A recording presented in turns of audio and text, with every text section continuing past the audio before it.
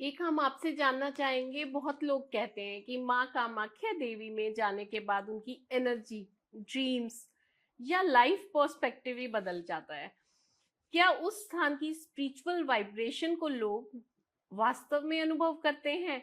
जैसे कि आप तो जा चुकी हैं वहां, तो ये बात कितनी इसमें सच्चाई है? देखिए शिप्रा जी, माँ कामाख्या, कामाख्या, कामेश्वरी, कामदायिनी, काम संपन्ने, सब कुछ काम संपन्न कर देती है। सब बिल्कुल गॉडेस ऑफ डिजायर है। तो सब कुछ देने वाली वो माता है। तो वहां पर आप जाते हो तो आपको सब कुछ मिलता है, ज्ञान भी मिलता है ना। आपके पास इच्छा होनी चाहिए। आपको अगर आपके पास किसी भी काम की इच्छा है तो आपको उसके लायक ज्ञान दे देंगे। बिल्कुल तो बिल्कुल। आपके पास ज्ञान है तो उसके बाद वो आपको क्रिया में डाल देंगे। तो ये आपकी स्टेजेस हैं कि आपकी कौन स्टेज पर आप जा रहे हो।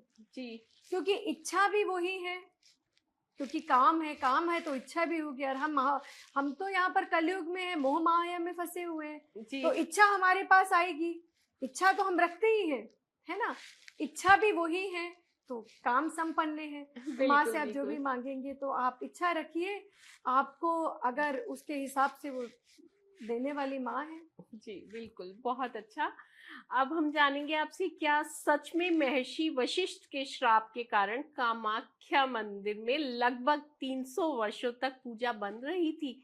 इसके पीछे की पौराणिक कथा और रहस्य क्या है? आपने बीच में जिक्र किया था कि माँ चली गई थी नाराज होकर, तो ये क्वेश्चन मेरा यहाँ था, इसलिए मैं आपका वेट कर रही थी कि हम डिटेल में समझेंगे। देखिए, एक पौराणिक कथा के अनुसार वहां नरकासुर थे। जी। और नरकासुर भी जो राजा थे वो कहीं ना कहीं माँ के भी परम भक्त थे।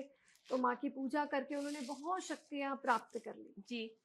अब जब उन्होंने माँ की शक्तियां प्राप्त कर ली तो एक बार उनके मन में ये विचार आया, क्यों ना माँ से शादी कर ली जाए। ओह, तो उन्होंने माँ को शादी का प्रस्ताव दिया। अच्छा। तो माँ सब समझती थी, तो माँ ने बोला ठीक है, तुम हाँ रातों रात, तुम इतने बलशाली हो, योद्धा हो, हाँ। तो तुम नीलांचल पर्वत तक सीढ़ियां बनाओ। ओके। अगर तुमने रात में सीढ़ियां बना दी हाँ। तो मैं तुम्हारा प्रस्ताव स्वीकार कर लूंगी। ठीक है।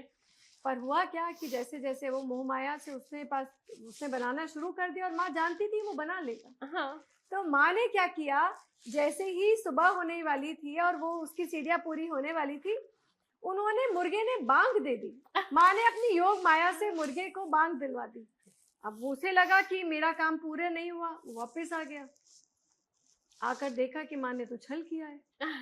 तो उन्होंने माँ को बंदी बनाया, कि कुछ कहानियों में माँ को बंदी बनाया, किसी ओके। कहानी में माँ की पूजा को निषेध कराया, माँ को बंद, कुछ कुछ चलता रहा। जी। तो ऐसे में क्या हुआ कि वहां पर माँ की पूजा बंद हो गई। अब एक बार वशिष्ठ जी माँ के दर्शन के लिए आए तो उन्होंने रोक दिया माँ को। जी। तब वशिष्ठ जी ने उन्हें बोला कि तुम्हारा अहंकार बहुत बढ़ गया है, तुम ब्राह्मण को माता से मिलने क्यों दे नहीं रहे हो। तो उन्होंने कहा कि अब तुम्हारा यहाँ पर विनाश का समय शुरू हो गया है, और विष्णु के एक अवतार से आपकी मृत्यु होगी और माँ कामाख्या देवी छोड़कर चली जाएंगी। ओके। उसके बाद मान्यता ये है कि माँ कामाख्या देवी को छोड़कर चली गई। और लगभग 300 वर्ष तक जितना मैंने पढ़ा है और अपने ज्ञान के हिसाब से बता रही हूँ, ये सब जगह उल्लेख है कि माँ वहां पर माँ की कोई पूजा नहीं हुई इस तरीके की। 300 बस वर्षों तक। 300 वर्ष तक नहीं हुई। उसके बाद जब उनका वध हुआ विष्णु अवतार से, तब कामाख्या देवी के लोग, आसाम के लोग उनके पास पहुंचे, वशिष्ठ जी के पास।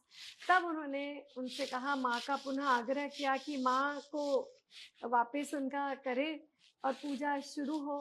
तब उन्होंने माँ को पुनः वहां पर माँ आई, विराजमान हुई, और फिर उन्होंने बोला कि अब वामन पद्धति चलेगी, जिसे कहते हैं बलि प्रथा, जिसमें बहुत कुछ है यहाँ पर, क्योंकि वो माँ का उग्र स्वरूप था। जी। तो हाँ, आप जो कह रहे हैं 300 वर्ष तक वहां पर लगभग पूजा नहीं हुई थी। जी।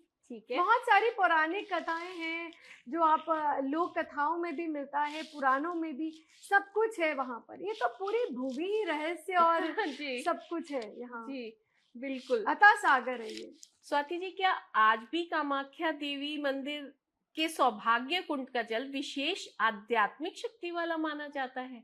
आखिर इस कुंड से जुड़ी मान्यताएं और रहस्य क्या हैं?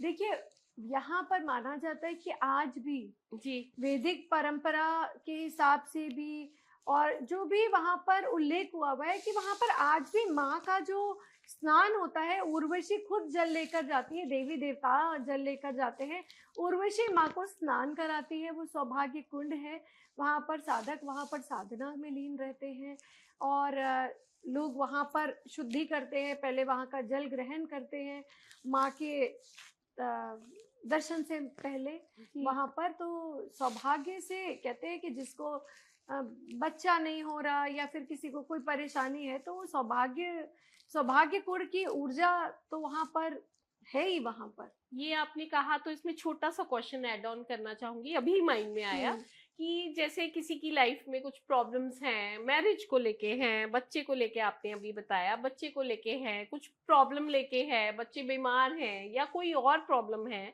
लाइफ में, तो क्या वो उस जल जो हम बात कर रहे थे उसकी क्या महत्वता है? देखिए, लोग यहाँ से जल को आमोचन करते हैं, यहाँ पर जल की छींटे लगाते हैं और करते हैं, और उसके बाद माँ के, क्योंकि वो माँ को स्नान, मतलब अनंत काल से माँ को स्नान कराते हैं उसी जल से। वो उर्वशी करा रही है, जैसे मैंने कहा, वो सौभाग्य कुंड उसका नाम है। तो वहाँ की महत्वता तो बहुत है ही, पर जब हम लेकर जाए, जल की बात होगी तो अंदर योनि जल को लोग लेकर जाते हैं जी। महत्वता दोनों की है, पर वो योनि का जल है। हाँ जी। तो वहाँ की महत्वता ज्यादा है। जी।